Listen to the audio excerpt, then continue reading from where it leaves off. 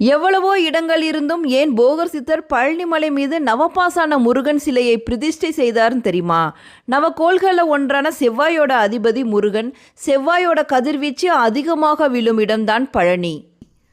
அதன்படி பார்த்தால் நவக்கோள்களில் ஒன்றான செவ்வாய் என்னும் சிவந்த கோளின் நேரான வீச்சு பழனிமலை மீது பட்டு தெரிப்பதாகவும், அந்த கோளின் தலைவனான முருகன் அந்த மலை மேல் நின்ற நிலையில் அதன் வீச்சை அவன் தன்னுள் வாங்கி பின் ஆகம விதிப்படியாலான பூஜைகளால் அருள் அலைகளாக ஆக்கி அதை பக்தர்களுக்கு அன்றாடம் வழங்கி கொண்டிருக்கிறார். செவ்வாயின் வீச்சை ஒரு கற்சிலை உள்வாங்குவதை விட பாஷாணம் உள்வாங்கி வெளியிடுவதில் பற்பல ரசாயன மாற்றங்கள் ஏற்படுகிறது. இதனாலேயே போகர் பிரானும் நவ பாஷாணத்தால் இந்த சிலையை உருவாக்கினார். இந்த பாஷாணங்கள் ஒவ்வொன்றுமே ஒரு கோளை பிரதிபலிக்கும். 9 கோள்களே 9 பாஷாணங்கள். மனித வாழ்வும் 9 கோள்களாலேயே வழிநடத்த